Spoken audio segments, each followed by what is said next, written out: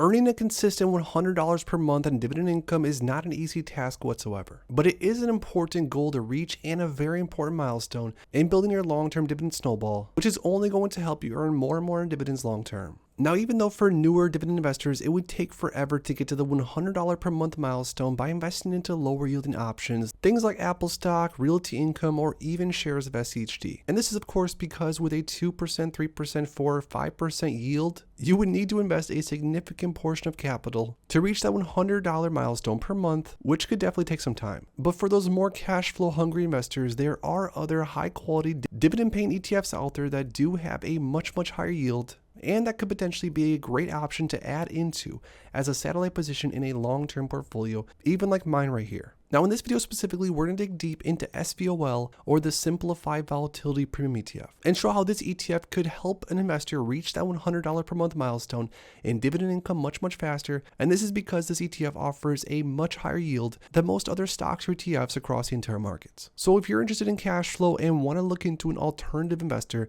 that I find extremely interesting and that actually has a spot in my long-term portfolio, make sure to drop a like down below, stick around, and let's get right into it. Real quick, for those that haven't already, make sure to go to the first link in my description and grab my new dividend investing ebook, where I share exactly how I went from $0 invested to now earning over $6,000 on a monthly basis and over $1 million invested in the markets. Along with the ebook, you're also going to receive my custom dividend tracker, where you can track your dividend progress on an ongoing basis and reach your dividend investing goals. So make sure to grab yourself a copy of my dividend investing ebook and the new dividend tracker today. It's the first link in my description. So before going over the numbers and everything else, let's dig a little bit deeper into the Simplified Volatility Premium ETF, SVOL, and figure out exactly what this ETF even is, how it works, and keep in mind it's a little bit complicated. So it says the Simplified Volatility Premium ETF, SVOL, seeks to provide investment results before fees and expenses that correspond to approximately 1/5 and 3/10 the inverse of the performance of the CBOE Volatility Index, or the VIX,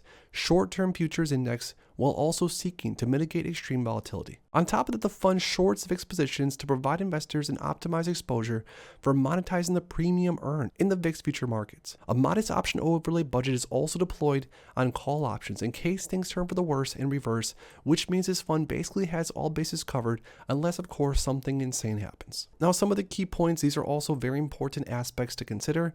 The first, ETF providing inverse VIX exposure, and this is also coupled with a dynamic hedge, and this is just of course in case things go crazy.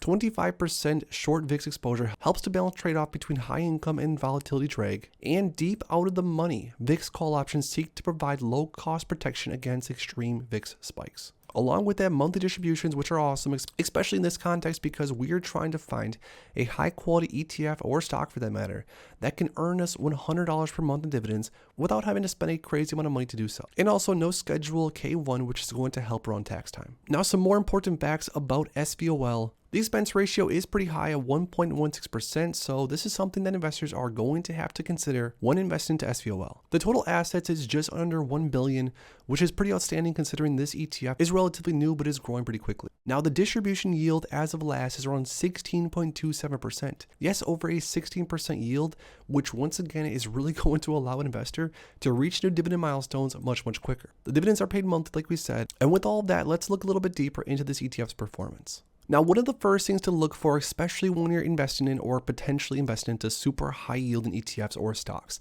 one of the first things I look for and one of the first things I sort of assume is going to happen is that the actual share price of the ETF or stock is going to have a massive decay.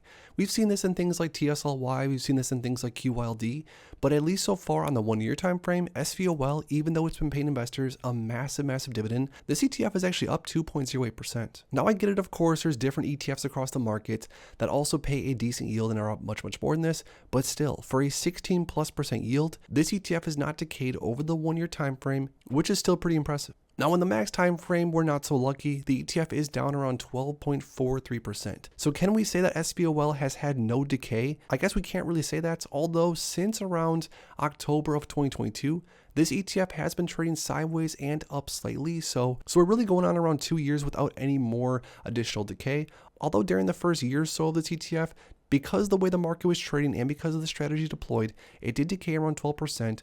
But again, looking at a total return basis, which I'm going to show you here in a second, it's still not grim. You are still going to like this ETF, I promise. Now, the dividends, of course, are an important aspect, and of course, how consistent the dividends have been, etc. Now, again, historically, there have been some months earlier on with bigger dividend payouts, but since then, the dividends have been relatively the same, around 30 cents, maybe 31 cents on a monthly basis. This is over the last year or so, which again, doing some basic math, is earning investors around 16% yield per year, which I can't speak for everyone, but even if I hold on to a stock or ETF that trades more or less sideways, maybe up a tiny bit, I would not mind getting paid 16% yield in dividends, especially cash flow on a monthly basis whatsoever. Now, like I touched on, when it comes to these higher yielding assets, a lot of issues will come around the total return metric, because even though these ETFs or stocks for that matter, that might yield a ton of dividends, if their price is decaying, what does it really matter? Your total return is going to suffer. But with SVOL specifically, at least over the last 3.05 years, so keep in mind this ETF has not been around all that long. Over this time frame, this ETF, even with the slight decay,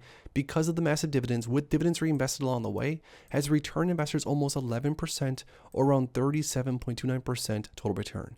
Now, I know you're probably saying, what about without dividends reinvested? SVOL, if you were to have spent the dividends every single month and bought yourself clothes, jewelry, candy, whatever it might be, you still would have an average annual total return of around 9%, which isn't the best in the world, but is not bad whatsoever. So this is a really important thing to look at when you're looking into higher yielding assets.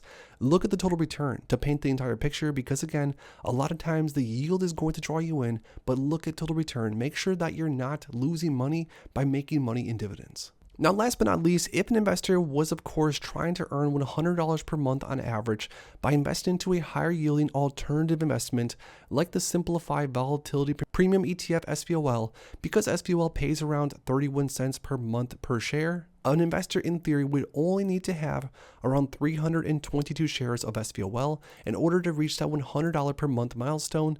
And because SVOL is currently trading at around $22.55 per share, an investor would need to invest $7,274.19 in theory.